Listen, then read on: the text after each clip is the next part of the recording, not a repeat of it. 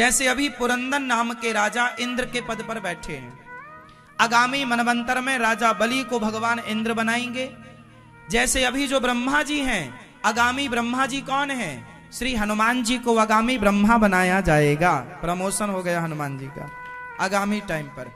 उसी तरह जैसे हमारे यहां प्रधानमंत्री किसी का नाम नहीं है, प्रधानमंत्री एक पद है, प्रधानमंत्री एक।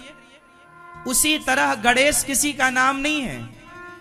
शंकर जी के विवाह में भी गणेश जी की पूजा हुई थी।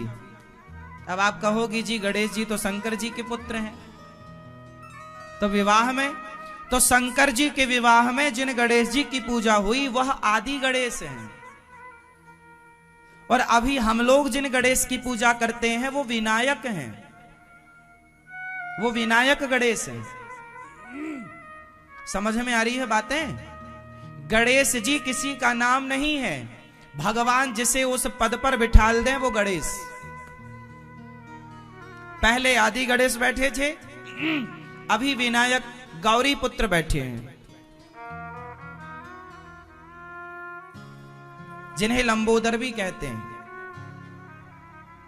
हाँ या ना? तो गणेश, ऐसे ही ब्रह्मा किसी का नाम नहीं है, जो उस पद पर बैठ जाए वो ब्रह्मा। कार्यकाल इनका लंबा होता है। हमारे यहां देवताओं की पूजा ज्यादा नहीं होती। इंद्र देवताओं के राजा हैं। अच्छा, देवताओं का राजा कौन? देवता लोग रहते कहां हैं? जोर से, जोर से, स्वर्ग में। तो आप लोग भी जो मर कर जाते हैं और स्वर्ग के अधिकारी बनते हैं, तो आप भी तो देवता होते हैं ना? बोलो हाँ या ना? होती है। जो देवता देवलोक में जाएगा वो देव कहलाएगा ना। ऐसे 33 करोड़ हैं। तो देवता जो हैं ये व्यवस्थापक हैं, और देवताओं की पूजा हमारे यहां देवताओं के राजा इंद्र की पूजा नहीं होती। कहीं भी इंद्र का मंदिर नहीं है, देवताओं की पूजा भी नहीं होती। हमारे यहां भगवान की पूजा होती है, क्योंकि मूल में भगवान है। और देवता चित्त न धरई हनुमत से या सर्व सुख। हनुमान जी पर्याप्त हैं, क्योंकि हनुमान जी में श्री सीताराम बैठे हैं। इसलिए और देवताओं के चक्कर में पड़ने की जरूरत नहीं है। ना तुम्हें तेल चढ़ाने की जरूरत है, ना तुम्हें कुछ और चढ़ाने की जरूरत है। केवल भगवान का जो अकामः सर्व कामो व मोक्ष का, हाथी के पांव में सबके पांव आते हैं। इस कहावत का क्या अर्थ है मैं ये बताओ? हाथी के पांव में सबके पांव आ गए, इसका मतलब बताओ। हाथी के पांव में सबके पांव आ गए, क्या मतलब हुआ इसका?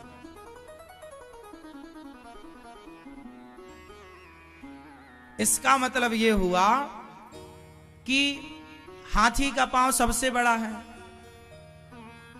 हाथी के पांव का पूजन कर लिया तो सबके पांव का, क्योंकि उसके अंदर ही सबको आना है।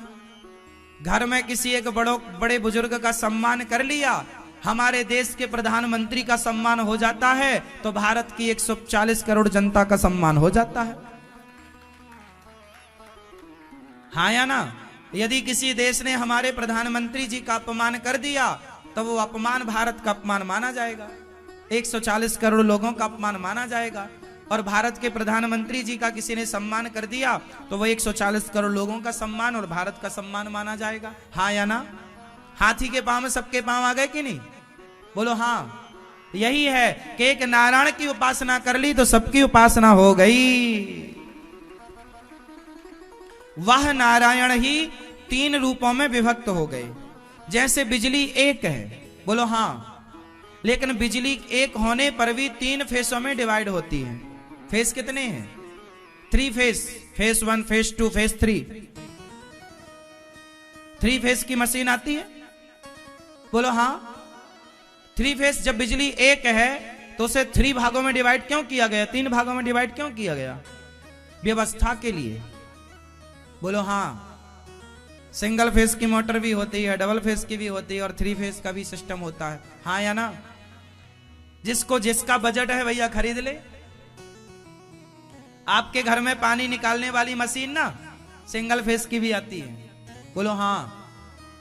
टंकी पे चढ़ाने वाली, और डबल फेस की भी आती है, बोलो हाँ। और 3 फेस की भी आती है, बोलो हाँ। तो है तो तीनों में बिजली ना, तीनों बिजली से चल रही। बिजली तो एक है, मैन पावर तो एक है भाई, बिजली का पावर हाउस तो एक है ना, पर एक को 3 में डिवाइड किया ना। उसी तरह ईश्वर तो एक है, पर व्यवस्था 3 थी। उत्पन्न करना, सृष्टि का पालन करना, सृष्टि का संहार करना, इसलिए एक ही 3 भागों में डिवाइड हो गए, ब्रह्मा, विष्णु और